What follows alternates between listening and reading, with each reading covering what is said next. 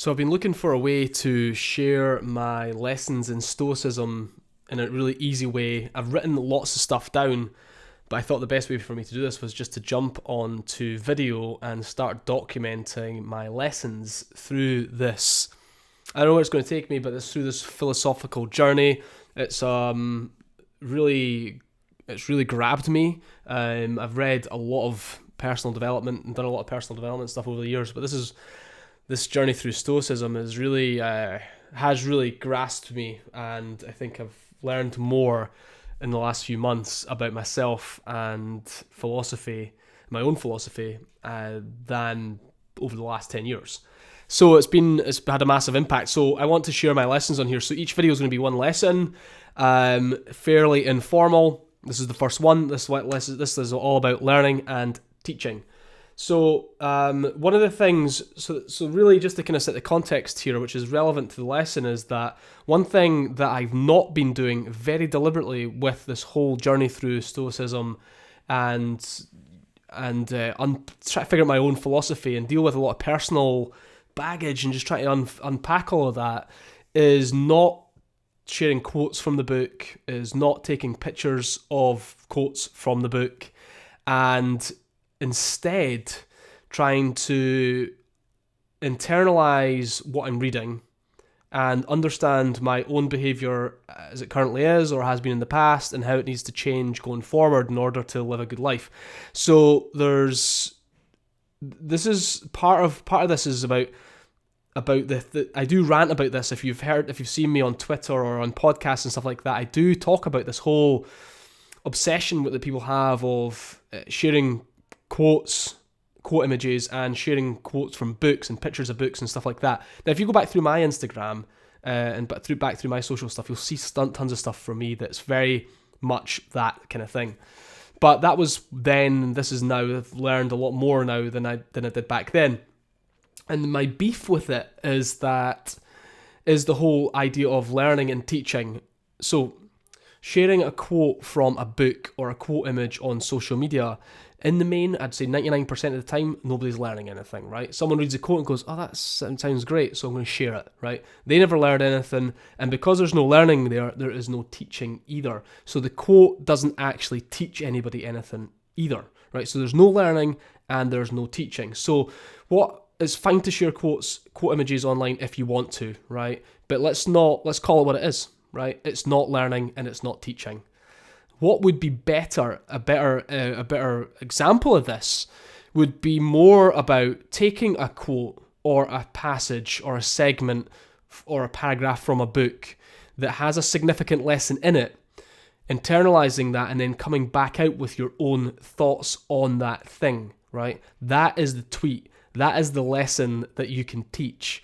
Okay, so it's about this higher level of learning and teaching. Okay, so I just want to clear the sort of decks on that. If you ever hear me talking about like why I get pissed off with people sharing quotes and passages from books and stuff like that, is that very rarely there's you can't call it learning and teaching, basically, is what I'm saying. So some people say, I want to learn, I want to share what I'm learning. Well, let's share what you're learning. Let's not share quotes from books, though, because that's not teaching and it's not learning either. Now, as I mentioned, I've been through all of this stuff I'm sharing with you is a journey that I've been through and going through and still going through.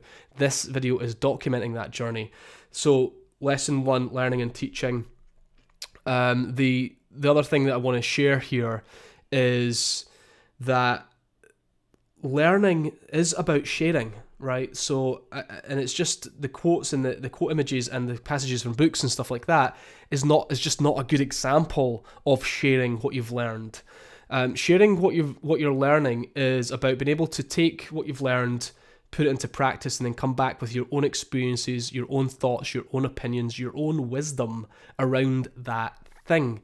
That's when you can take something that you've studied, and then you can take it into practice, and then you can take it to teaching. Okay, so I feel like it's part of what I've learned about Stoicism so far is that we learn because we learn to share the lessons we've learned, right? There's no point in learning something to then hold it in and never share it with people. That's a big part of being a teacher for me, is like to learn and then to share it with people, right? But there's a bit in the middle that we don't talk about enough, which is the practice, right? The way that I see it is that there's 3 levels of learning.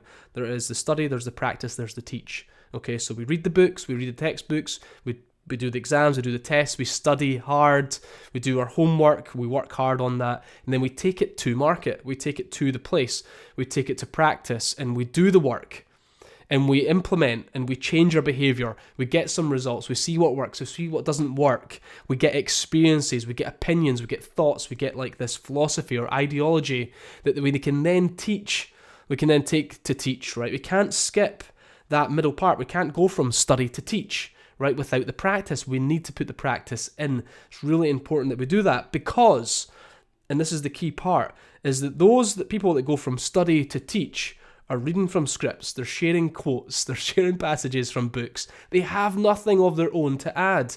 I would much prefer, if you were sharing quotes and passages from books, that you either do this instead or you do it as well as sharing your own experience and your own lessons and your own wisdom around that thought, right? So either scrap all the quotes, scrap the pictures of books that you're doing just now, and share what you've learned, what you're learning, and how that makes you feel, and what your experiences are, and what lessons you've learned, to then teach it, instead of just going straight from study to teach, right? We see, for example, there's no better place that happens in than academia, right? I've been through university and about 10 years older than everybody else in my class, and it was obvious to me what was happening. A lot of the teachers, the lecturers, do not have practice. They're not practitioners. They've gone from all the way through academia, reading textbooks and doing papers and essays, and now they're teaching us, having never done any practice of their own. There is no wisdom in that. There is teaching perhaps happening there, but it could have been done, or it could be done at a better level. So in order to hone our own craft of teaching, to become better teachers, we need to have this wisdom. And that wisdom comes through the practice of philosophy.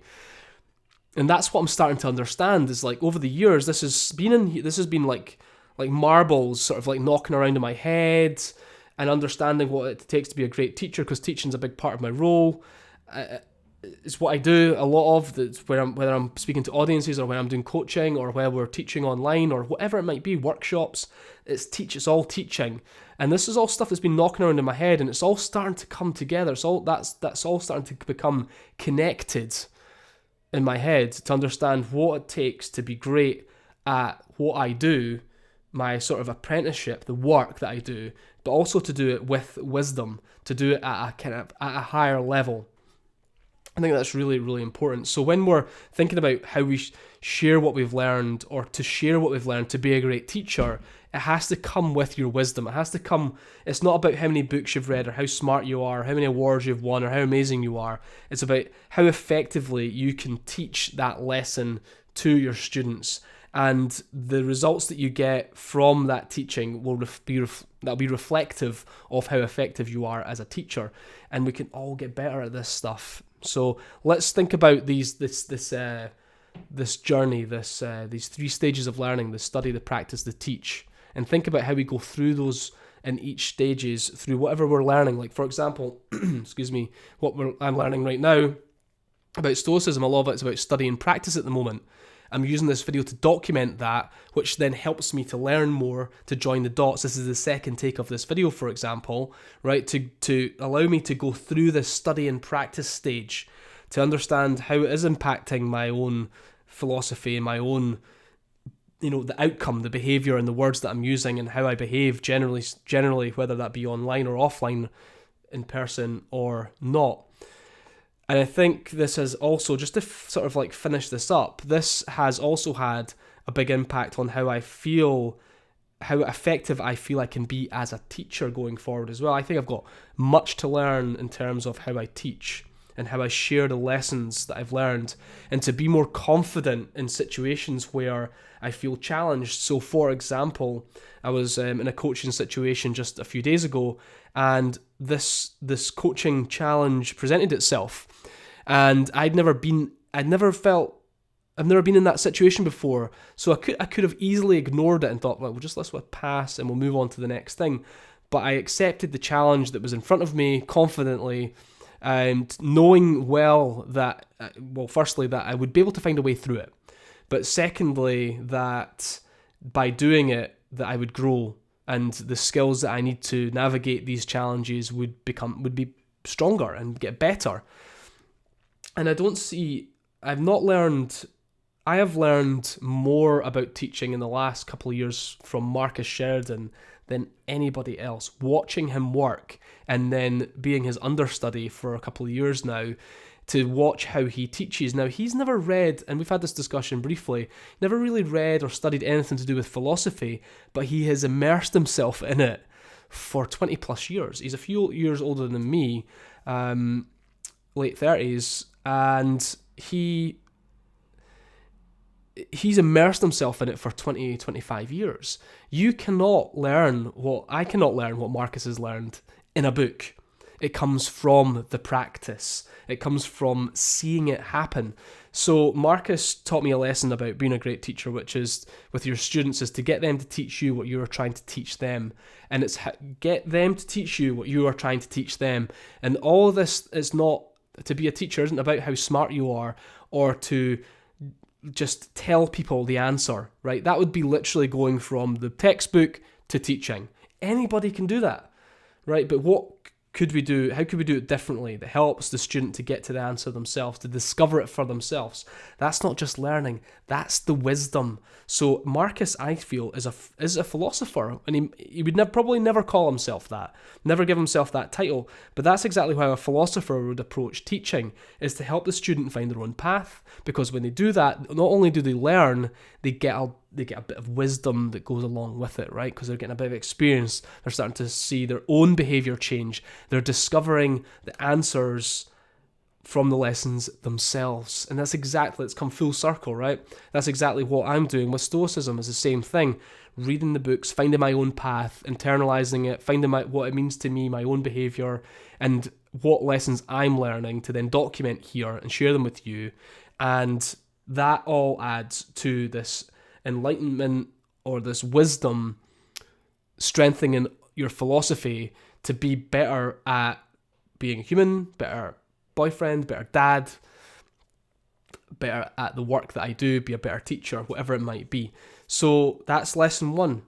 The whole shift, or lesson one, is really about learning better and teaching better, right? How can we do that? How does philosophy help us to be better students, help us to be better practitioners, and help us to be better teachers? I hope this has been interesting from you. Love to hear your thoughts. Jump into the comments section with anything that's on your mind, and I will speak to you soon. Don't forget to be awesome.